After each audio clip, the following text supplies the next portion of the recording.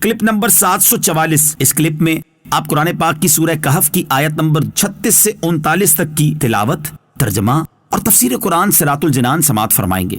بسم اللہ الرحمن الرحیم۔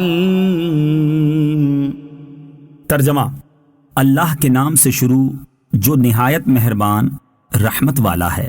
وما أظن الساعة قائمة ولئن رددت إلى ربي لأجدن خيرا منها منقلبا۔ ترجمہ: اور میں گمان نہیں کرتا کہ قیامت قائم ہونے والی ہے، اور اگر مجھے میرے رب کی طرف لوٹایا بھی گیا تو میں ضرور اس باغ سے بہتر پلٹنے کی جگہ پالوں گا۔ وما اظن الساعة قائمة، اور میں گمان نہیں کرتا کہ قیامت قائم ہونے والی ہے۔ تفسیر صراط الجنان میں ہے، باغ کے کافر مالک نے کہا کہ مجھے تو اس بات کا گمان بھی نہیں ہے کہ قیامت قائم ہوگی جیسے تیرا گمان ہے، بلکہ مجھے یقین ہے کہ قیامت نہ آئے گی، اور اگر بالفرض قیامت آ بھی گئی تو مجھے آخرت میں بھی اس دنیاوی باغ سے بہتر باغ دیا جائے گا، کیونکہ دنیا میں بھی میں نے بہترین جگہ پائی ہے۔ آیت وما اظن الساعہ سے حاصل ہونے والی معلومات۔ اس آیت سے دو باتیں معلوم ہوئیں۔ نمبر 1، برے اعمال کر کے جنت کی آس لگانی کافروں کا شیوا ہے۔ جو کاشت کر کے گندم کاٹنے کی امید نہیں رکھنی چاہیے۔ نمبر 2، دنیا میں مال ملنے کو اللہ تعالیٰ کی رضا کی علامت سمجھنا کفار کا کام ہے۔ قال له صاحبه وهو يحاوره أكفرت بالذي خلقك من تراب ثم من نطفة أكفرت بالذي خلقك من تراب ثم من نطفة ثم سواك رجلا لكن هو الله ربي ولا أشرك بربي أحدا۔ ترجمہ: اس کے ساتھی نے اس کے فخر و غرور کی باتوں کا جواب دیتے ہوئے کہا، کیا تو اس کے ساتھ کفر کرتا ہے جس نے تجھے مٹی سے بنایا، پھر نطفے سے، پھر تجھے بالکل صحیح مرد بنا دیا؟ لیکن میں تو یہی کہتا ہوں کہ وہ اللہ ہی میرا رب ہے، اور میں کسی کو اپنے رب کا شریک نہیں کرتا۔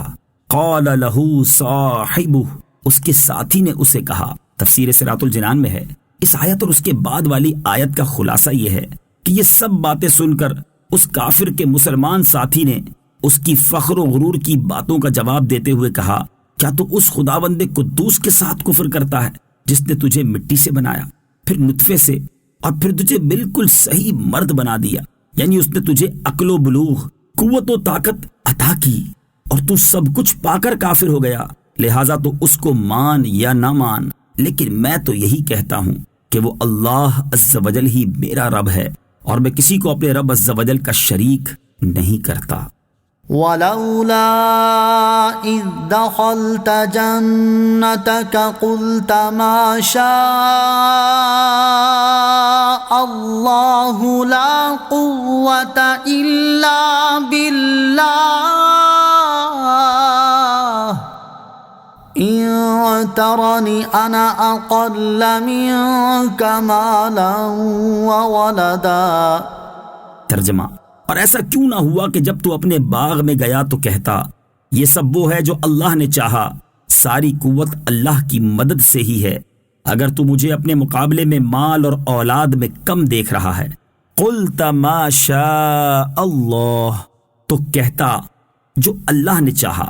تفسیر صراط الجنان میں ہے، مسلمان نے اس کافر کو سمجھاتے ہوئے کہا کہ ایسا کیوں نہ ہوا کہ تو اس سارے باغ اور اسباب پر اللہ عز و جل کی قدرت و نعمت کا معترف ہوتا، اور اگر تو باغ دیکھ کر ما شاء اللہ کہتا اور اعتراف کرتا کہ یہ باغ اور اس کے تمام محاصل و منافع اللہ تعالیٰ کی مشیت اور اس کے فضل و کرم سے ہیں، اور سب کچھ اس کے اختیار میں ہے، چاہے اس کو آباد رکھے اور چاہے ویران کرے، ایسا کہتا تو یہ تیرے حق میں بہتر ہوتا، اگر تو مجھے اپنے مقابلے میں مال اور اولاد میں کم سمجھ رہا تھا اور اس وجہ سے تکبر میں مبتلا تھا اور اپنے آپ کو بڑا سمجھتا تھا تو نے ایسا کیوں نہیں کہا جو اوپر بیان ہوا۔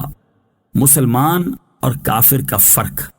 یہاں سے مسلمان اور کافر کا فرق واضح ہوا کہ کافر اپنے مال و دولت اور کامیابی کو اپنی کوششوں کا نتیجہ سمجھتا ہے، جبکہ مسلمان اپنی ہر کامیابی کو اللہ عز و جل کے فضل و کرم کی طرف منسوب کرتا ہے، اور یہی توکل ہے کہ اسباب تو اختیار کیے جائیں لیکن نتیجہ اور ثمرے کی توقع اللہ عز و جل سے کی جائے اور مؤثر حقیقی اسی کی ذات کو سمجھا جائے۔ آفات سے بچنے کا وظیفہ۔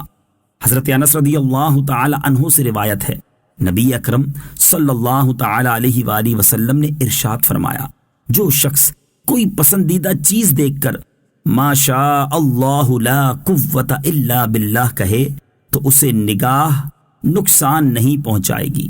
حضرت عقبہ بن عامر رضی اللہ تعالی عنہ سے روایت ہے، حضور پرنور صلی اللہ تعالی علیہ وآلہ وسلم نے ارشاد فرمایا، اللہ تعالی کسی بندے کو کوئی نعمت عطا کرے اور وہ چاہے کہ نعمت باقی رہے تو وہ کثرت سے لا حول ولا قوت الا باللہ کہے۔ پھر حضور پرنور صلی اللہ تعالی علیہ وسلم نے یہ آیت تلاوت فرمائی، وَلَوْلَا إِذْ دَخَلْتَ جَنَّتَكَ قُلْتَ مَا شَاءَ اللَّهُ لَا قُوَّةَ إِلَّا بِاللَّهِ۔